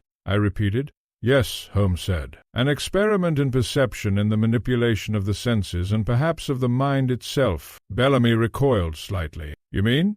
"I mean," Holmes replied, "that the house has been designed not merely to produce sounds, but to influence those who inhabit it, to induce certain sensations, to disturb sleep, to create impressions which, though lacking in physical substance, possess all the force of reality." A silence followed, during which the implications of his words became gradually apparent. "But to what end?" I said at last. Holmes's gaze returned to the papers upon the table. "That," he said quietly, "is the question which brings us back to Mr. Julian Harcourt." He paused and then added with a note of quiet emphasis, "And I think, Watson, that it is time we made his acquaintance. It has long been my observation that when Sherlock Holmes approaches the final stages of a case, his manner undergoes a subtle yet unmistakable transformation. The restless analysis, the scattered experiments, and the quiet accumulation of detail give way to a kind of controlled precision and economy of thought and action which suggests that the problem, though not yet revealed, has already been solved in essence. It was with this air that he regarded the strange chamber we had discovered, and I knew, even before he spoke, that his course was decided. "We shall not seek Mr. Harcourt," he said quietly. "Decided. "We shall not seek Mr. Harcourt," he said quietly, as he replaced the plans upon the table. "On the contrary, we shall compel him to seek us." Bellamy, who had been examining the mechanical apparatus with a mixture of curiosity and apprehension, turned at once. "But how is that to be accomplished?" he asked. "If he is indeed the author of all this, would he not avoid any situation in which he might be exposed?" Holmes smiled faintly. "On the contrary," he replied, "a man who has devoted such care to the construction of a device does not abandon it lightly. He observes it, monitors it, perhaps even derives from it some satisfaction which he would be reluctant to forego. If we can persuade him that his experiment is reaching a critical stage, he will not remain absent." "You propose, then, to continue the experiment?" I said. Holmes inclined his head. "In a sense, yes, but with a modification, one which will, I believe, prove irresistible to its originator." He moved to the doorway and glanced along the corridor, now bathed in the pale light of morning. "Watson, you will recall that the phenomenon appears to be responsive to adapt its behavior in relation to the subject. Mr. Bellamy's reactions have, whether intentionally or not, formed part of the system's operation. It follows that a change in the subject may produce a change in the response." "You mean to replace him?" I said. "Temporarily," Holmes replied. or rather to introduce a new variable." Bellamy looked from one to the other of us in some alarm. "Surely you do not suggest that I should remain here under such conditions," he said. "On the contrary," Holmes returned, "I should advise you to remove yourself from the house at once, and to remain absent until I send for you. Your presence, though useful in establishing the nature of the phenomenon, is no longer essential and may, indeed, prove a hindrance to what I now intend." The relief which this proposal afforded to our unfortunate client was evident, though he made a valiant effort to conceal it. "If you are certain," he said, "I confess that I should not regret a few hours' rest." "You shall have them," Holmes replied. "But before you go, I must ask you to perform one service for me. You will write in your own hand a letter to Mr. Harcourt requesting his immediate presence at the house this evening upon a matter of urgency connected with the disturbances which you have experienced." Bellamy hesitated. "But if he is responsible, would that not put me in danger?" Holmes shook his head. "The letter will not be sent by you," he said, "nor will you be present when it is received. Its purpose is not to expose you, but to provoke him. You will merely provide the means." With some reluctance Bellamy agreed, and under Holmes's direction composed a brief note, couched in terms sufficiently urgent to demand attention, yet not so explicit as to arouse suspicion. This Holmes sealed and addressed, and, having given it into the care of a trusted messenger, we saw our client depart with evident gratitude. When we were once more alone in the house, I turned to Holmes with a question which had been pressing upon my mind. "You do not intend, surely, to pass another night here under the same conditions?" I said. Holmes's eyes gleamed. "I intend," he replied, "to pass a night here under very different conditions." He then proceeded to outline a plan which, though at first sight somewhat obscure in its details, possessed, upon closer consideration, a coherence which I could not but admire. He proposed, in effect, to assume the role of the subject within the experiment, placing himself in the position which Bellamy had previously occupied, and observing, with the utmost precision, the effects produced by the system. At the same time he would make certain alterations subtle, yet significant, which would serve to reveal the full extent of the mechanism's operation. "And what of me?" I asked. "You, my dear Watson," Holmes replied, "will perform a function of no less importance. You will observe not merely the phenomena themselves, but my reactions to them. It is essential that we obtain, if possible, an objective record of the experiment, and you are admirably suited to that task." I confess that I did not altogether relish the prospect, yet I could not deny the justice of his reasoning, and I accordingly agreed to assist him in whatever manner might be required. The remainder of the day was occupied in preparation. Holmes devoted himself to a detailed examination of the apparatus in the locked room, making certain adjustments and noting, with meticulous care, the connections which linked it to the structure of the house. He also revisited the molding in the corridor, activating for brief intervals the concealed mechanism which he had discovered, and observing the effects produced. By evening all was in readiness. The house, once more enveloped in the dim light and lengthening shadows of dusk, seemed to await with a kind of silent expectancy the renewal of those strange disturbances which had so long defied explanation. Holmes took up his position in the corridor, precisely where Bellamy had stood upon the previous night, while I concealed myself in a small adjoining room, from which I could observe, without being immediately visible. "You will remember," Holmes said, as he prepared to begin, "that whatever occurs, you are not to intervene unless I give the signal. It is essential that the sequence of events be allowed to proceed without interruption." "And the signal?" I asked. Holmes smiled slightly. "You will recognize it," he said. With that he extinguished the greater part of the light, leaving only a faint glow from below to illuminate the passage, and took his place in the center of the corridor. The minutes passed. Once again that peculiar stillness descended upon the whose stillness which seemed, as before, to precede the manifestation of the phenomenon. Then the sound. The footsteps began. But from the very first it was evident that something had changed. They were quicker, now less measured, less regular, as though the system itself were reacting to the altered conditions. Holmes did not move, but I could see, even from my concealed position, that his entire attention was fixed upon the advancing sound. Step, step, step. They approached him, and then something wholly unexpected occurred. The steps stopped not at his position, nor at the door, but midway between. A pause. Then, slowly, very slowly, the sound began again, moving backward, retreating, as though whatever had advanced now withdrew. Holmes spoke, his voice calm, yet carrying a note of quiet triumph. "Yes," he said softly. "You perceive the difference." There was no reply, but I had the strangest impression, at that moment, that the house itself had listened. Then suddenly the door below slammed, a sharp, decisive sound. Holmes turned at once. "He is here," he said. Even as the words left his lips, I heard the unmistakable sound of footsteps, real footsteps ascending the stairs. Not the measured, hollow cadence of the mechanism, but the hurried, uneven tread of a living man. Holmes did not move from his position. "Now, Watson," he said quietly, "we shall see the author of the experiment." The steps drew nearer. A figure appeared at the head of the stairs, tall, composed, yet with a certain urgency in his manner. And as he stepped into the dim light of the corridor, his eyes falling upon Holmes, there passed across his face an expression which I shall not easily forget, an expression not of surprise, nor even of fear, but of recognition. "Well, Mr. Holmes," he said calmly, "I had wondered how long it would take you." The appearance of the gentleman at the head of the stairs marked a turning point in the case, for with him there entered, not merely a new figure upon the stage, but the very intelligence which had shaped the strange and elaborate design we had been investigating.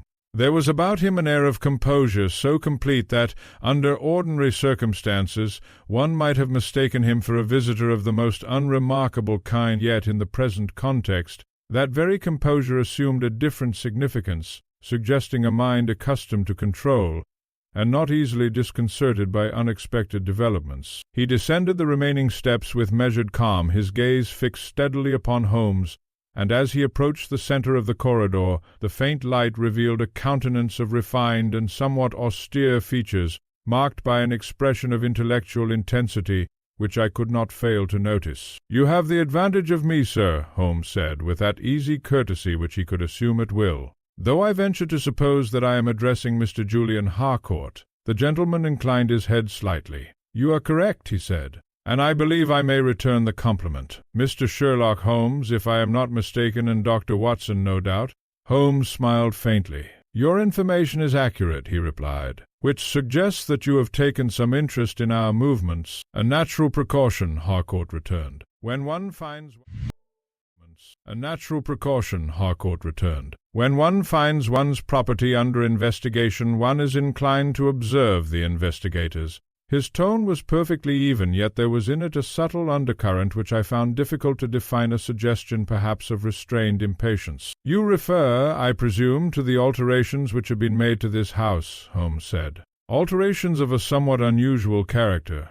Harcourt's eyes flickered very slightly. "Unusual, perhaps," he said, "but not, I think, unlawful." "That," Holmes replied, "is a matter which remains to be determined. For the present I am more concerned with their purpose." Harcourt regarded him steadily. "And what purpose do you ascribe to them?" he asked. Holmes clasped his hands behind his back, and paced slowly along the corridor, as was his habit when addressing a point of some complexity. "You have constructed," he said, "a system of concealed channels and mechanisms, designed to produce sound and sensation within this house, sounds which simulate footsteps, and sensations which give rise to the impression of a presence. These effects are not random, but controlled, regulated in timing, in intensity, and, as we have observed, in response to the subject's behavior."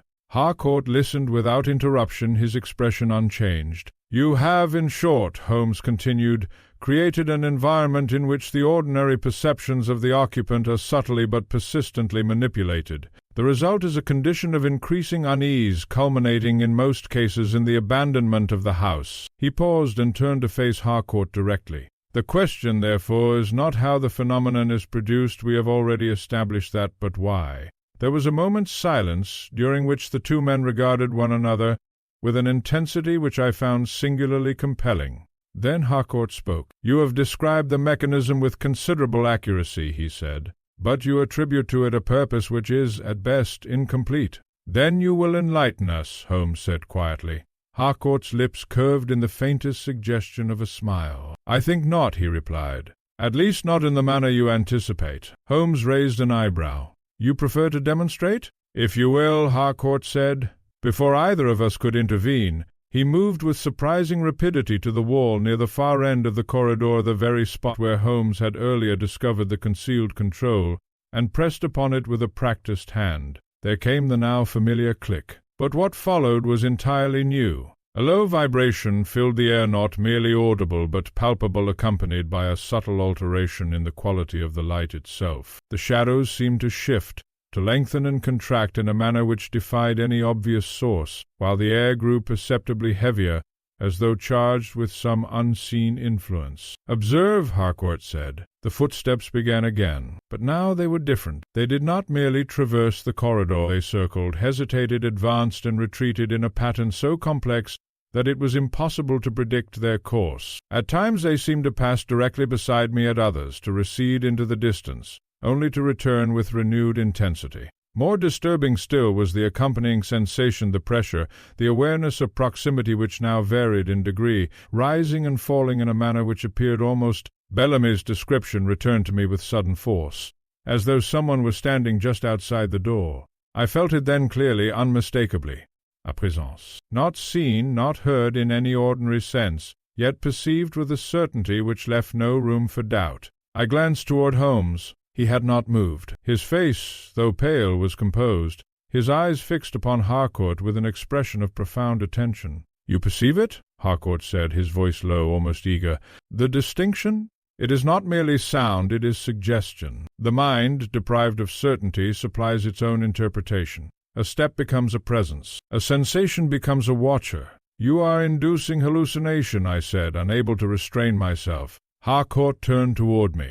"Not hallucination, Doctor," he replied. "Amplification. The mind already possesses the capacity to generate such impressions. I merely—" Holmes spoke then, his tone as calm as ever, though there was in it a note of quiet authority. "And to what end?" he said. Harcourt's expression altered subtly, yet unmistakably. "To understand," he said. He moved slowly along the corridor as he spoke, his gaze shifting from one to the other of us. "You see, Mr. Holmes, the human mind is a most remarkable instrument, capable of perceiving, under certain conditions, far more than is ordinarily admitted. Yet those conditions are seldom encountered in a controlled form. Fear, isolation, uncertainty, these are the elements which unlock that latent capacity." "You have turned a house into a laboratory," Holmes said. "Precisely," Harcourt replied. "A place in which the boundaries of perception may be explored, extended, perhaps even transcended." "And your tenants?" I said. "They are merely subjects in your experiment?" Harcourt did not immediately answer. Then, with a slight inclination of the head, he said, "They are observers. Observers who are driven from the house in terror," I returned. "A regrettable side effect," Harcourt said, "but one which confirms the efficacy of the method." Holmes's gaze sharpened. "You speak as though the outcome were of no consequence," he said. "Yet I suspect that you have not been content with mere observation.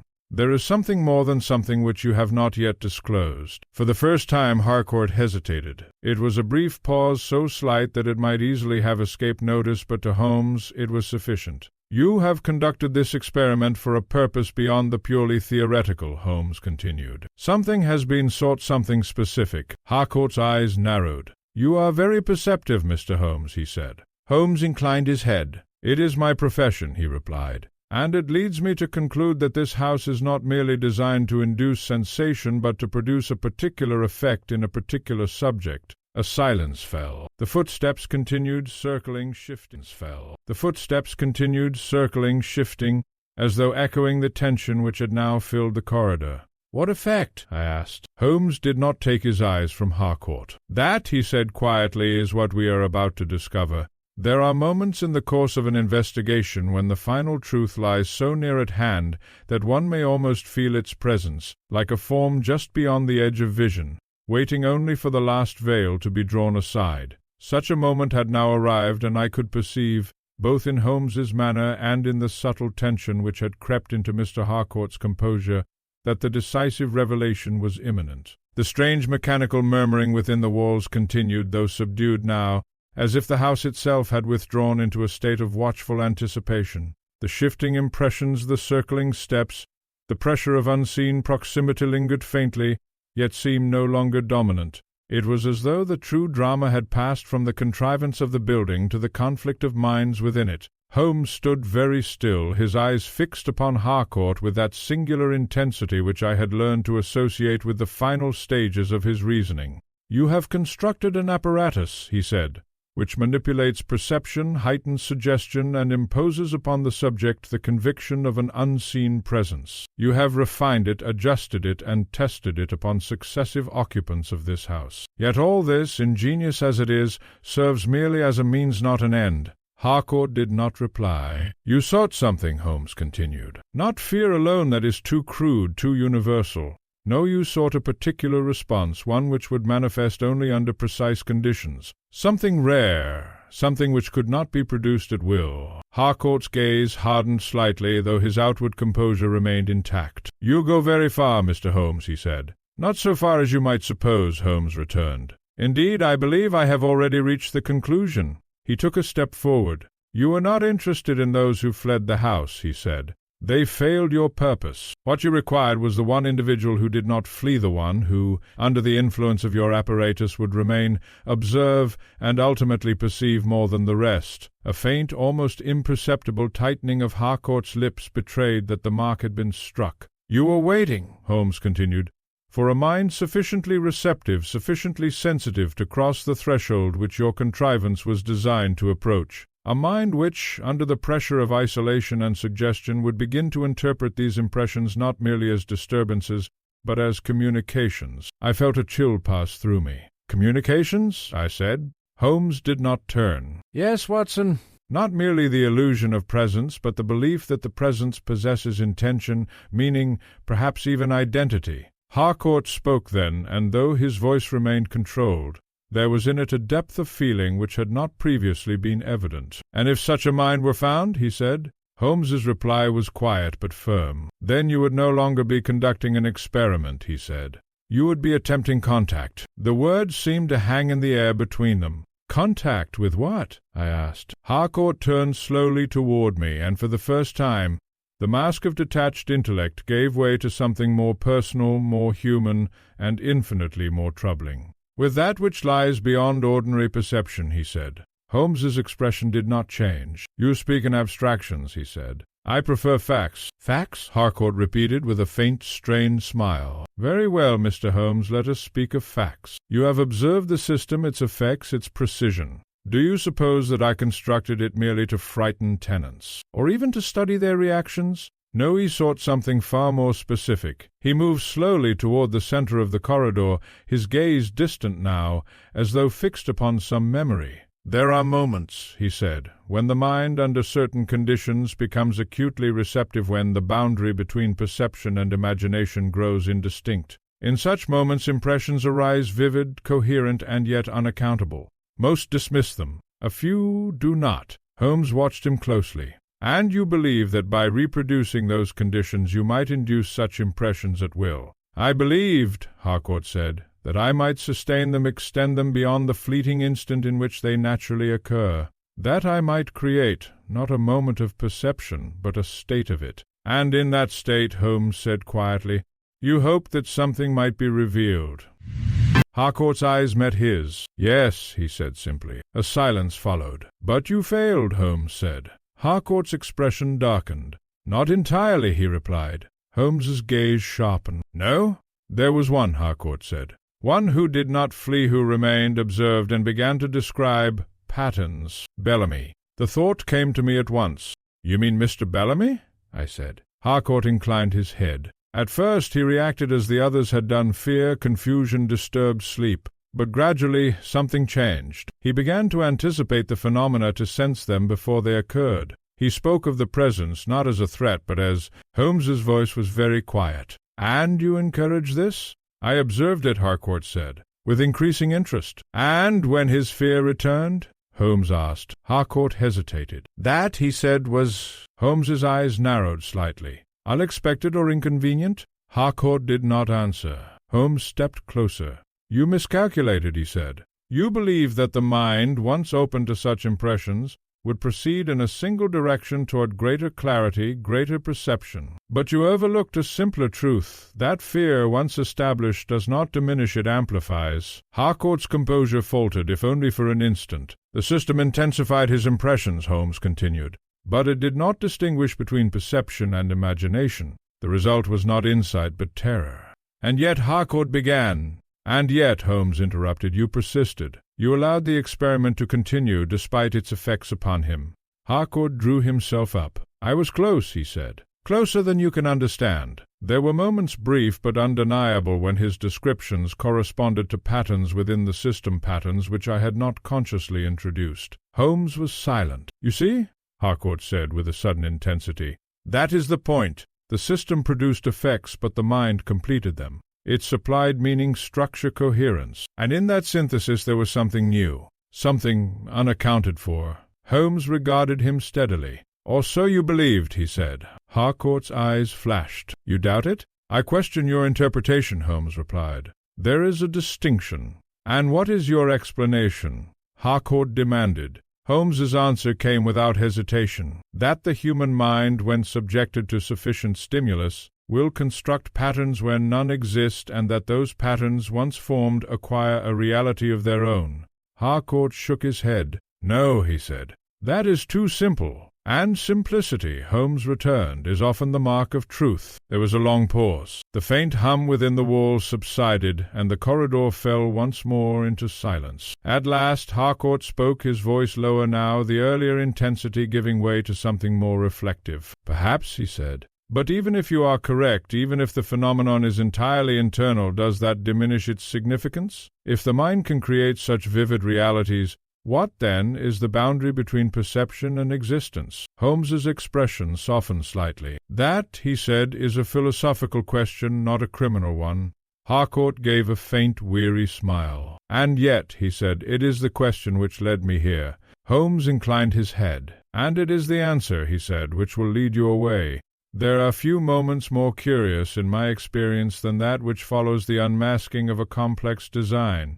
The mind, which has been held in tension by uncertainty, does not at once relax. Rather, it lingers upon the threshold between confusion and clarity, adjusting itself to a truth which, though now revealed, carries with it implications not immediately resolved. Such was the atmosphere which prevailed in the corridor after Mr. Harcourt's extraordinary admission. The silence which followed Holmes's last words was of a different character from that which had earlier pervaded the house. It was no longer the oppressive stillness of anticipation, nor the strained quiet of fear, but something more deliberate, a pause, as though all present were compelled to consider, each in his own way, the meaning of what had passed. Harcourt stood with his head slightly bowed, his hands clasped behind his back, and though his posture retained its habitual composure, there was about him a certain weariness which had not previously been evident. Holmes, on the other hand, remained erect and attentive, his expression composed, yet not without a trace of that quiet firmness which I had often observed when he found himself in moral as well as intellectual opposition. "You have spoken," Holmes said at last, "with candour, and I do not doubt that your motives, however misguided, were not wholly ignoble. The pursuit of knowledge, when properly directed, is among the most honourable of endeavours. But when it is conducted at the expense of others without their knowledge or consent, it ceases to be a pursuit and becomes an imposition."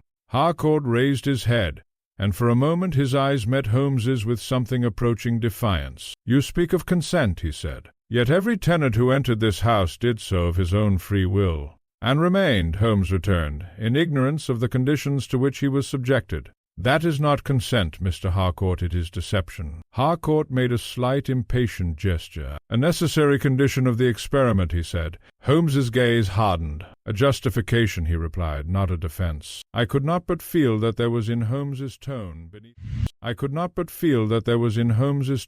beneath its customary restraint, a note of moral indignation which he rarely permitted himself to express so openly. It was clear that in his estimation the matter had passed beyond the boundaries of intellectual curiosity, and entered into that region where human responsibility must assert itself. "You have subjected multiple individuals," he continued, "to conditions calculated to disturb their mental equilibrium, conditions which, in at least one instance, have produced effects of a serious and potentially lasting nature. Mr. Bellamy's state, as you yourself have admitted, was not the result of mere imagination, but of a sustained and deliberate manipulation." Harcourt did not deny it. "And what," Holmes went on, "would have been the outcome had we not intervened?"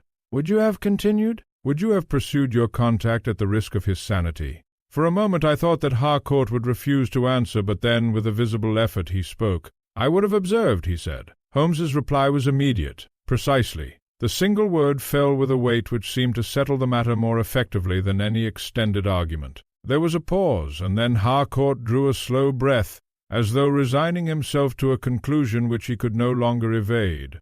"You intend to place this in the hands of the authorities," he said. "I do," Holmes replied. Harcourt nodded once. "I had anticipated as much," he said, "though I confess that I had hoped to complete my work before such an eventuality arose." Holmes's expression softened slightly, though his tone remained firm. "Your work, Mr. Harcourt, is precisely what necessitates such an outcome. You have constructed, with considerable ingenuity, a device capable of influencing the perceptions of those exposed to it. In other hands, or under different circumstances, such a device might be employed for purposes far more dangerous than those you have described." Harcourt gave a faint, almost reflective smile. "You believe, then, that I am fortunate to be stopped at this stage?" "I believe," Holmes said, "that you are fortunate to have been confronted before the consequences of your actions became irreparable." At this Harcourt fell silent. For my own part, I could not but feel a certain sympathy for the man, misguided though he undoubtedly was. There was in his manner no trace of vulgar malice, no suggestion of personal gain or petty motive. Rather, he appeared as one so absorbed in a singular idea that all other considerations had been subordinated to it. Yet such absorption, I knew, was not without its dangers, and Holmes's judgment, though severe, was not without justice. "You will allow me," Harcourt said at length, "to make one request." Holmes inclined his head. "If it is within my power." "That the apparatus be dismantled," Harcourt said. "Not merely disabled, but removed entirely. I would not have it fall into hands less scrupulous than my own." Holmes regarded him thoughtfully. "On that point," he said, "we are in agreement." Harcourt bowed his head slightly. "Then I have nothing further to say." It was at this juncture that the sound of approaching footsteps, this time of a wholly ordinary and reassuring character, reached us from below. A moment later the familiar figure of Inspector Lestrade appeared at the head of the stairs, accompanied by 2 constables. "Ah, Mr. Holmes," he said, glancing about him with evident curiosity.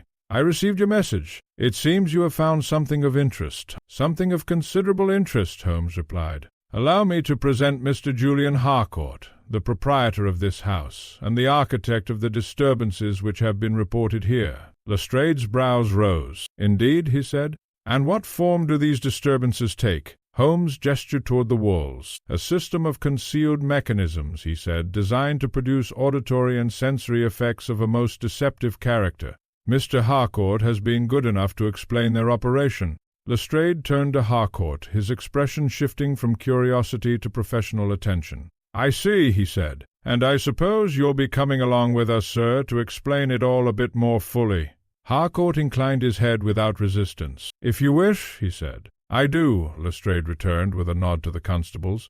As they moved forward, Harcourt paused and looked once more along the corridor, the silent walls, the closed doors, the place which had served as the stage for his singular experiment. "There was something there," he said quietly. "For a moment I was certain of it." Holmes did not reply. Harcourt gave a slight shake of the head, as though dismissing the thought, and allowed himself to be led away. When they had gone, the house seemed to exhale, as though relieved of a presence which had long inhabited it. "Well," said Lestrade, turning back at the foot of the stairs, "another strange one, Mr. Holmes. I'll expect your report." "You shall have it," Holmes replied. The inspector nodded and withdrew. For some moments neither Holmes nor I spoke. At last I turned to him. "You do not believe him?" I said. "About the—" Holmes glanced once more along the corridor, now quiet and entirely devoid of the strange sensations which had so recently animated it. "I believe," he said, "that the human mind is capable of producing effects which are, to the observer, indistinguishable from reality." "And nothing more?" I asked. Holmes smiled faintly.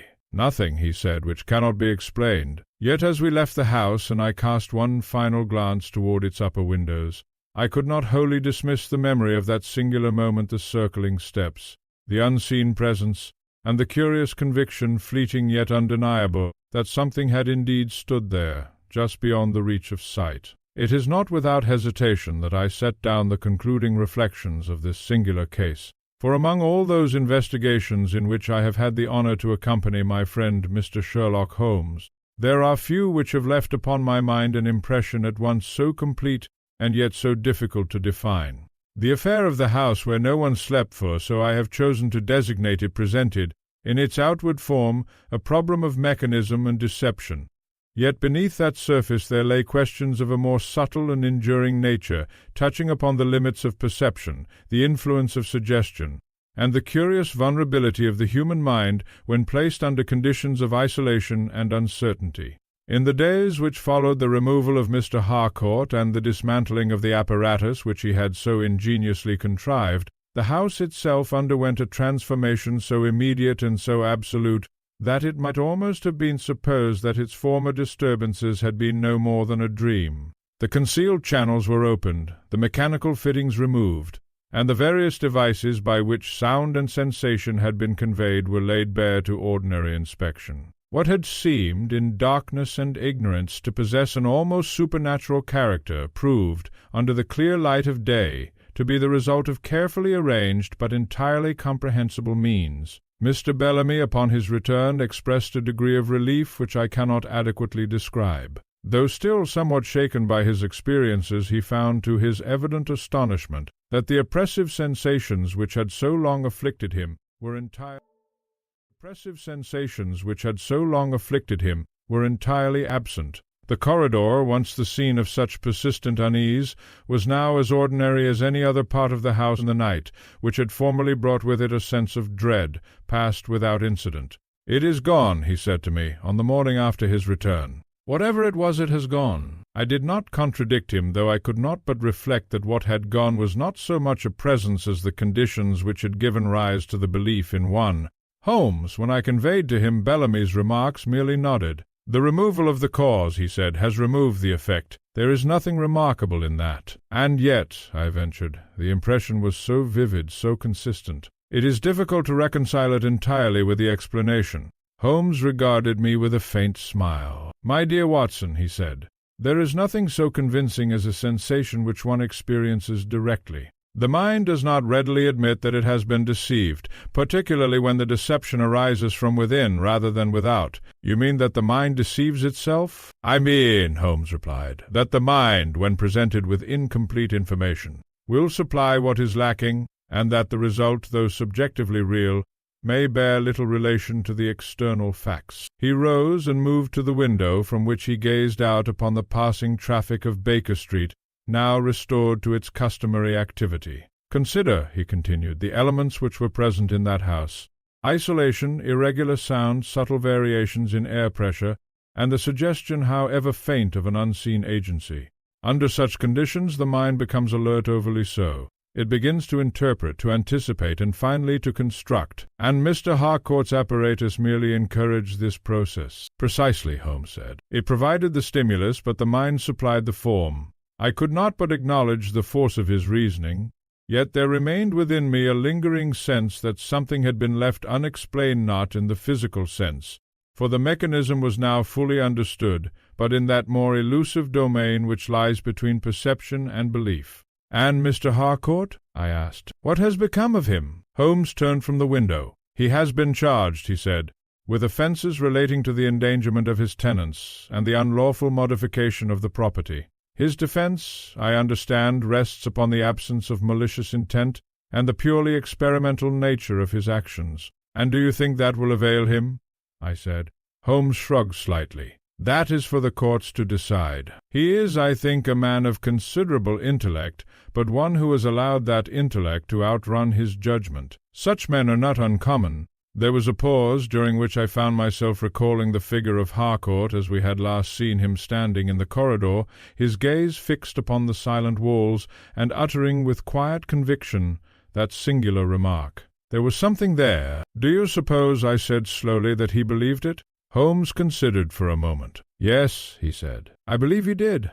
"And you?" I asked. Holmes smiled a slight, almost enigmatic expression. "I believe," he said, "that he experienced something which he could not explain, and that he chose to interpret it in accordance with his expectations. It is a very human tendency." He resumed his seat, and took up the violin which lay upon the table beside him, drawing from it a soft and reflective melody which seemed, in some indefinable way, to echo the mood of the case we had so recently concluded. For my own part, I returned to my notes, with the intention of placing in order the various facts and observations which I have here set down. Yet even as I did so, I found my thoughts returning, again and again, to that dim corridor, the circling steps, and the curious sensation of a presence which, though now explained, had once appeared so undeniably real. It is the province of science, as Holmes would doubtless remind me, to reduce such impressions to their constituent elements, to analyze, to explain, and thereby to dispel. And yet I cannot wholly resist the impression that there are aspects of human experience which, though capable of explanation, retain, even after analysis, something of their original mystery. Whether this be due to the limitations of our understanding, or to some inherent quality of the mind itself, I shall not presume to say. I can only record that, in the case of the house where no one slept, the explanation, though complete in its particulars, did not entirely efface the impression which the events had produced. Holmes, for his part, appeared content to regard the matter as closed. Indeed, within a day or two he had already turned his attention to another problem, of a wholly different character, and the strange apparatus, the sleepless nights, and the elusive presence which had so recently occupied our thoughts were set aside as one more instance of the curious interplay between reason and imagination.